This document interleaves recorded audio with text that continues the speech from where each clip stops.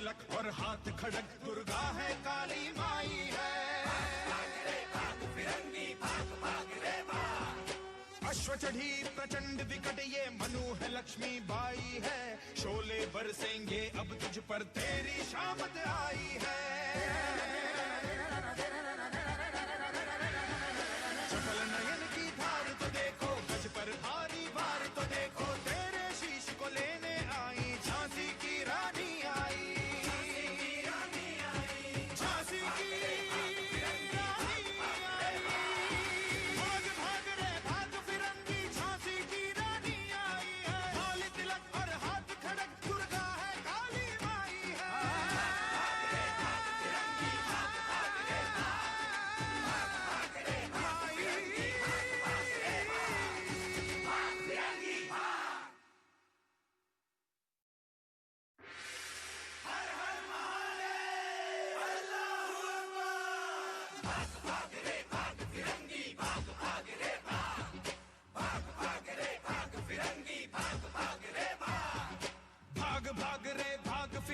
झांसी की रानी आई है। भाल तिलक और हाथ खड़क, दुर्गा है काली माई है।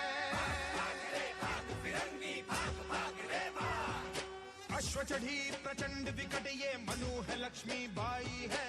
शोले बरसेंगे अब तुझ पर तेरी शामत आई है।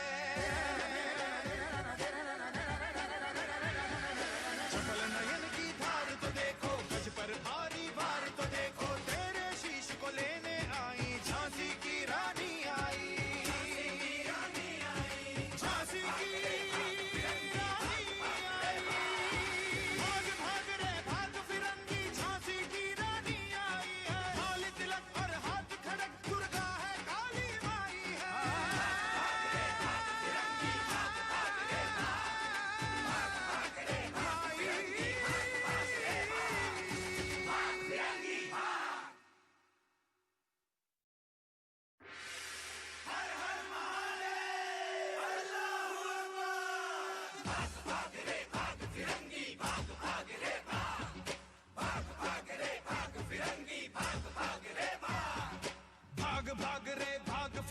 झांसी की रानी आई है। भाल तिलक और हाथ खड़क, दुर्गा है काली माई है। अश्व चढ़ी प्रचंड विकट, क्योंकि कारण इतना पुनीत है, इतना पुण्य कारण है कि इस कारण से दूर रह पाना संभव नहीं था। तो एक बार पुनः आप सभी लोगों को बहुत बहुत शुभकामनाएं हमारी झांसी की रानी लक्ष्मीबाई के जन्म दिवस पर, उनके 185वें जन्म दिवस पर। इस कार्यक्रम को मैं आगे बढ़ाता हूं और हमारे बीच में एक बहुत ही ओजस्वी वक्ता डॉक्टर अनिरुद्ध रावत जी उपस्थित हैं। मैं अनिरुद्ध रावत जी से निवेदन करूंगा कि वो आए और अपनी वाणी से हम सभी लोगों को अभिसिंचित करने की कृपा करें।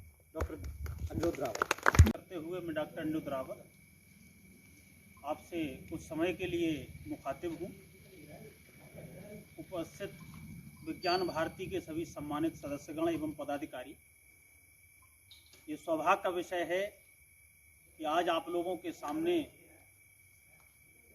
खड़ा होने का मैं साहस कर रहा हूँ। साथियों, जैसे कि डॉक्टर साहब बता रहे हैं कि कुशल वक्ता के रूप में, कुशल संयोजक के रूप में, कुशल संचालक के रूप में हमारे मध्य में उपस्थित हैं। महारानी लक्ष्मीबाई का जन्मदिन हम पहली बार नहीं मना रहे। जिस व्यक्ति ने जनपद झांसी या बुंदेलखंड में जन्म लिया है, तब से लेकर जीवन पर्यंत वह महारानी के जन्मदिन को मनाता आता है और उनसे जुड़ी हुई प्रेरक कथाएं, उनसे जुड़े हुए प्रेरक प्रसंग और उसके पीछे छुपी हुई जो कहानियां के पीछे जो शिक्षाएं हैं, हम उनको सिरोधार करने के लिए सदैव तत्पर रहते हैं। आखिर ऐसा क्या है इस वीरांगना में जो हम लोगों को दूर सुदूर स्थानों से यहाँ तक खींच लाता है कि हम सभी लोग एक प्रांगण में आकर के उस वीरांगना का जन्मदिन मनाएं, जिसने अपने प्राणों की परवाह न करते हुए अपने प्राणों की तिलांजलि और वरदान हमारे लिए दे दिया। कहने को महारानी, साथियों, महारानी का तात्पर्य क्या होता है? जो एक शाही परिवार में जिसका जन्म हुआ हो, शाही लिबास जिसको पहनने को मिले, जो भोग विलास में रमी हुई, ये रानियों की परिभाषा भारत और सुदूर देशों में हमेशा रही है। लेकिन ये केवल नाम की महारानी नहीं हैं, उनका कार्य हमेशा एक वीरांगना का रहा है, एक सूरवीर का रहा है। महाराणा प्रताप की जब बात आती है तो रोंगटे खड़े कर देने वाले जौहर उनके हमें जब सुनाने को मिलते हैं।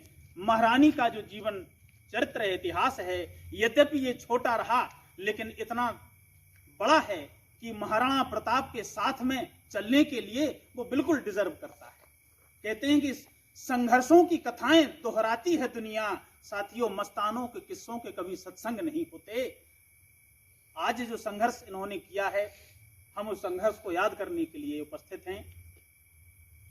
कितना सौभाग्य है और एक सुखद आश्चर्य भी है कि एक साधारण परिवार में जन्मी मोरोपंत तांबे साहब की एक 7 वर्षीय कन्या, छोटी सी कन्या हमारे झांसी शहर की महारानी बन जाती है।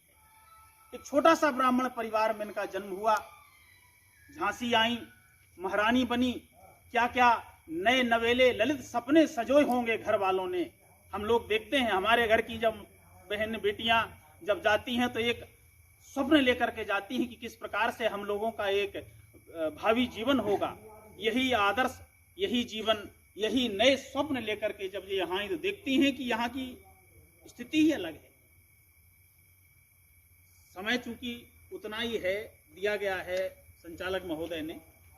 यहाँ देखती हैं तो क्या देखती हैं कि अंग्रेजों ने झांसी को अपने अधीन करने का पूरा योजना बना रखी है। जब राजा साहब नहीं रहे, 19 वर्ष की अवस्था शायद रही होगी रानी की, जब वो वैधव्य की अवस्था को प्राप्त हुई, कहा कि मैं अपनी झांसी किसी को नहीं दूंगा। दुर्भाग्य देखिए हमारे आसपास के, जब राजाओं का दुर्भाग्य देखिए, हमारा दुर्भाग्य देखिए कि उस समय इस वीरांगना ने अपनी वीरता से हम लोगों को परिचित कराया। जिस समय भारत के सभी नरेश, सभी राजा अंग्रेजों की चढ़ों की धूल चाटने के लिए विवश हो गए थे, या उनके तेज का सूर्य उनके आगे बिल्कुल तेजहीन हो गया था, उस समय यह छोटी सी लड़की, एक साधारण सी कोमलांगना, एक वीरांगना का रूप लेकर के हमारे सामने प्रकट होती है। मैं अपनी झांसी किसी को न दूंगी, ये जो शब्द हैं ये उस समय को देखते हुए क्या आक्रोश रहा होगा। ये परिस्थिति जन आक्रोश था या वास्तव में उनके द्वारा किया गया एक श्रेष्ठ संकल्प था, ये उस समय कहना, उस समय इसकी भविष्यवाणी करना कठिन था। लेकिन जब 4-5 साल बाद जब इन्होंने देखा कि महाराज जब नहीं रहे, मरणासन अवस्था को थे, उन्हें मालूम था कि अब इनका स्वर्गवास निश्चित है, तब उन्होंने मर्दाना वेश धारण करके और सम्रांगण में अपना जौहर दिखाया। झांसी की लड़ाई, तत्पश्चात कालपी की लड़ाई, और उसके बाद अंत में ग्वालियर में जो अंग्रेजों के विरुद्ध उन्होंने संग्राम किए, ये उनके जीवन के पताका के, उनके जीवन संघर्ष के 3 प्रमुख सर्ग हैं। वास्तव में महारानी का जीवन किसी महाकाव्य से कम नहीं है। सुभद्रा कुमारी चौहान के हम लोग सभी ऋणी हैं कि उन्होंने महारानी के लिए एक ऐसी कविता लिखी जो पूरे विश्व में बोली जाती है। जोरदार तालियों से उस कवित्री का सम्मान करें, सुभद्रा कुमारी चौहान। बुंदेले हर बोलों के जो हम सुनते हैं केवल उन्हीं के द्वारा गाई गई कविता है। डॉक्टर वृंदावन लाल वर्मा जी ने भी इनके बारे में लिखा है, लेकिन वो चरित्र पूरा लिखा दिया। आज हमें आवश्यकता क्या है कि महारानी, देखिए एक तो साधारण घर में जन्मी हुई एक बालिका, सुखद सौभाग्य, आश्चर्यजनात्मक सौभाग्य, ब्राह्मण परिवार में जन्मी, साधारण परिवार में जन्मी, अंग्रेजों से लोहा उस समय लिया जब सभी राजा उनकी चाटुकारिता में लगे हुए थे। हम लोगों के अगर आसपास आग भी लग जाए चारों तरफ और मोरल सपोर्ट ना हो तो हम हृदय से ही क्षीण हो जाते हैं, हमारा बल क्षीण हो जाता है। लेकिन इस वीरांगना का बल दिन प्रतिदिन पूर्णिमा की चांद की तरह और बढ़ता चला गया।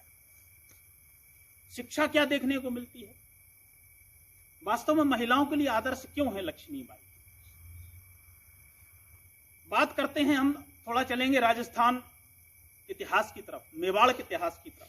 ऐसा कोई महाकाव्य नहीं है, ऐसा कोई ग्रंथ नहीं है वीरता पर लिखा हुआ जिसमें मेवाड़ या राजस्थान के महिलाओं की जौहर की कथा का वर्णन ना किया गया। कवियों ने और लेखकों ने बड़े ही सुंदर ढंग से वहां के जौहर व्रत के बताए हैं कि वहां पर महिलाओं ने जौहर व्रत करना सीखा। जौहर महिला शक्ति भी यहां मौजूद है। जौहर का तात्पर्य आप लोग अच्छी बखूबी समझते होंगे। जब शत्रुओं ने महिलाओं को या पुरुषों को घेर लिया, जब सारे पुरुष लड़ते लड़ते शहीद हो गए, महिलाओं ने उनके साथ दुराचार ना हो, संखिया जहर आदि खा करके अपनी जीवन लीला को समाप्त कर दिया। और उनकी हम तालियां यहां बजाते हैं बुंदेलखंड में आकर के। साथियों, ये वो वीरांगना है, ये भी चाहती तो जौहर कर सकती थी, लेकिन इस वीरांगना ने जौहर नहीं किया। इसने तलवार उठा करके अरिकंठ कतरना उचित समझा। जौहर का तात्पर्य क्या है? जौहर तभी किया जाता है जब वे महिलाएं देख लेती हैं कि अब हमारे पास शत्रु के से सामने खड़े होने का, उनसे लोहा लेने का हमारे अंदर सामर्थ्य नहीं है। अतः शायद जौहर कायरता का प्रतीक है। मैं किसी संस्कृति की निंदा नहीं कर रहा हूं, मैं बात कर रहा हूं महिलाओं के आदर्श की, उनकी वीरता की। क्या उन महिलाओं में, चाहे कोई भी रानियां महारानी रही हों, क्या उनके पास तलवारों का अभाव था? क्या उनके पास गोला बारूद नहीं थी? क्या इनके पास तलवारें ज्यादा थीं? बात होती है हृदय की, जज्बे की और वीरता की, जो हमारे झांसी की महारानी में है, अन्यत्र कहीं देखने को नहीं मिलती है। महिलाओं को चाहिए कि इनसे आदर्श लें। अन्याय का विरोध करना बहुत आवश्यक है, अभद्रताओं का विरोध करना बहुत आवश्यक है। उनके लिए इनसे बड़ा उदाहरण आज कोई नहीं हो सकता। तो आज उनको दीपदान करते हुए, दीपांजलि देते हुए हम उनको याद करेंगे और प्रयास करेंगे कि उनके गुणों को हम धारण करें और आने वाली पीढ़ियों को भी हम उनके बारे में सिखाएं। जय हिंद, जय भारत। आप सभी ने डॉक्टर अनिरुद्ध रावत जी को सुना। कितने अच्छे शब्दों में उन्होंने बड़ा सार गर्भित रूप से हमको रानी लक्ष्मीबाई के जन्म से लेके उनके प्राण देने तक की पूरी कथा को अपने विशेष प्रकार के शब्दों में बांधा और हम सभी के सामने प्रस्तुत किया। देखिए, जब हमारे सामने कोई भी परिस्थिति आती है, स्पेशली हम जब बात करते हैं कोई भी जो विकट परिस्थिति सामने आती है, तो उसके सबसे पहले दो हल हमारे दिमाग में आते हैं। पहला तो हम उस परेशानी के समक्ष आत्मसमर्पण कर दें, और दूसरा हम तय करें कि नहीं, हमें इस परिस्थिति का सामना करना है और अंत में परिणाम कुछ भी हो, लेकिन हमें स्वयं को संतुष्टि होनी चाहिए कि हमने इस परिस्थिति का सामना डट कर किया।